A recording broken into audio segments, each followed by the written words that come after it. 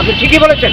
ত্রিপুরা মথা ত্রিপুরাতে ডিটেনশন ক্যাম্পের দাবি তুলেছে, যে ডিটেনশন ক্যাম্প আপনার কি বলবো আসামের বুকে তৈরি হয়েছে 2019 সালে এনআরসি ক্যাম্প চালু করতে গিয়ে।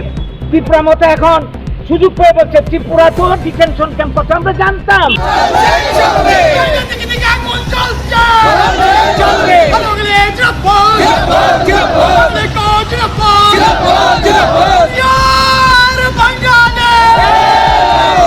Hakotoni kurung hastewo 10 satok jagoi bujagoi tok jagoi tongo Assam Tripura notice hai hastewo 10 satok jagoi tongo hini koksil jaka amra bangaliro ababai kaitam samungno toi doliwo himboto khlai lekha asalo koktoma thumnairongni buskango gorongo rudro palmungi khorokja 10 saka 10 ni sakawo satok jago bujago tok jago hinoi aboni bagino borok himboto khlai lekha borok koksil jaka Gujarat hastewo Boldrojar by Rara 10 ni nok nukung sobai phalnok sobai khibijaka borok saka BC Baziromoi borok Gujarat hastewo tongoi baniya khlalai tongmani Poshim Bongo Tripura haste rogobo hapangni sebo khlalai tongo hini saka Gujarat Simia Bihar Maharashtra Delhi rogo Bangladeshi hinoi 10 no satok jagoi tongo goteibo saka notice 10 kuri sunamna bagino omahai khlayo hinoi koksil jaka 1983 bisiwo 10 butharjakmani Tripura obo 10 rokhlaina bagai bisi basi romoi tongnai 10 no butharo hinebo koksil jaka tei saka Tripura haste no 10 ni haste hinebo saka abonotui borok himboto khlaiye khadomo phunukhlaikha tei saka 10 no kubuni hani hinoi rokhlaima থাকবে হেনে বসালাইকা। আপনি ঠিকই বলেছেন। ত্রিপুরা মথা ত্রিপুরাতে detention ক্যাম্পের দাবি তুলেছে, যে ডিটেনশন ক্যাম্প আপনার কি বলবো আসামের বুকে তৈরি হয়েছে 2019 সালে এনআরসি ক্যাম্প চালু করতে গিয়ে। ত্রিপুরা মথা এখন সুযোগ পেয়ে বলছে ত্রিপুরা তো ডিটেনশন ক্যাম্প কথা আমরা জানতাম।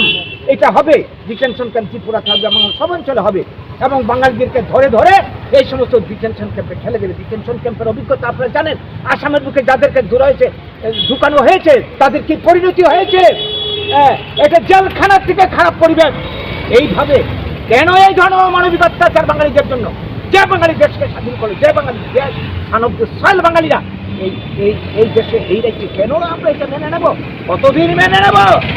কাজেই এই ঘুমন্ত ব্যগ্র বাঙালিকে জাগ্রত করার চেষ্টা যারা করছে তারা ভুল করছে। এটার ফেসারত আগামী দিনে তাদেরকে দিতে হবে। হুঁশিয়ারি দিতে চাই, আজকের দিনে দাঁড়িয়ে সবাইকে সাবধান করতে চাই, আহ্বান করতে চাই এই বাঁচার এই অধিকার রক্ষার গণতান্ত্রিক আন্দোলনে আপনারা সবাই আমি নমস্কার। সন্নীতি চালিয়ে যাচ্ছে সিপিএম, আমরা দেখছি উগ্রপন্থী উপজাতি তুষণ কংগ্রেস আমরা দেখছি এখন বর্তমান আমরা একই অবস্থা দেখছি। এই জায়গায় দাঁড়িয়ে আমাদের আজকের দিনে আমাদের যে বক্তব্য আমরা যেটা বলতে চাইছি, বিক্ষোভ, আমরা এই সমস্ত কিছু প্রতিবাদ করে যাচ্ছি। তখন থেকে বাঙালির অধিকার ভারতবর্ষের আর অন্য 5টা জাতির মতো সমান অধিকার। এই দেশের সান অব দি সয়েল বাঙালি, এই দেশের স্বাধীনতার জন্য সবচেয়ে বেশি রক্ত দিয়েছে বাঙালি, সবচেয়ে বেশি ত্যাগ স্বীকার করেছে বাঙালি, সবচেয়ে বেশি ক্ষতিগ্রস্ত হয়েছে বাঙালি। আজ বাংলা ভাগ হয়েছে, পাঞ্জাব ভাগ হয়েছে, পাঞ্জাবিরা পুনর্বাসন পেয়েছে। উপযুক্ত ক্ষতিপূরণ দিয়ে বাঙালিদেরকে কেন ক্ষতিপূরণ দেওয়া হয়নি, কেন পুনর্বাসন দেওয়া হয়নি? না দেওয়ার পরিণাম আজকে আমরা ভোগ করছি।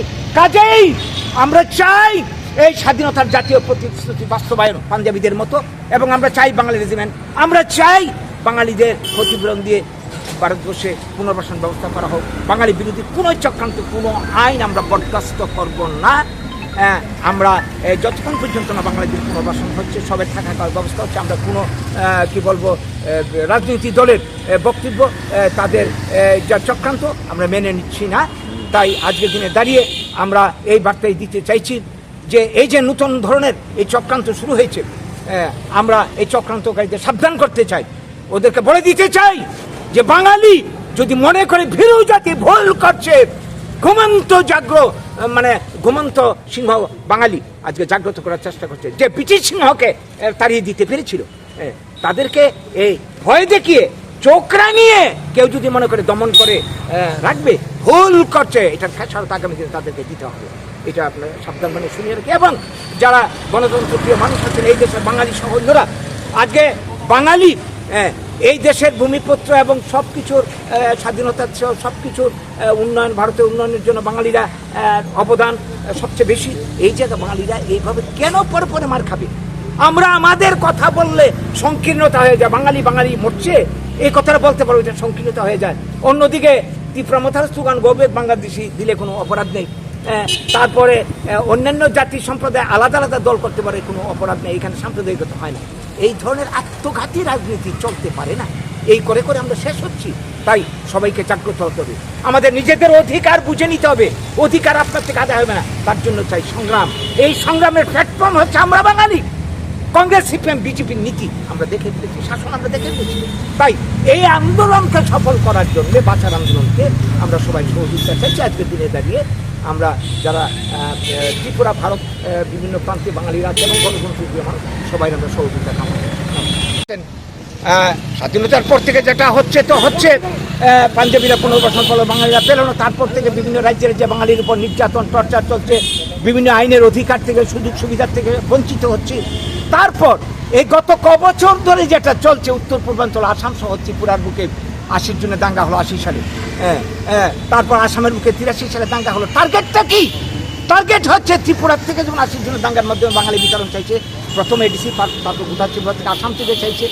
এইভাবে গোটা ভারতবর্ষের বুকে বাঙালি বিরোধী যে ষড়যন্ত্র চলছে, এই ষড়যন্ত্রের একটা চূড়ান্ত পরিণতি এখন আমাদের জন্য অপেক্ষা করছে।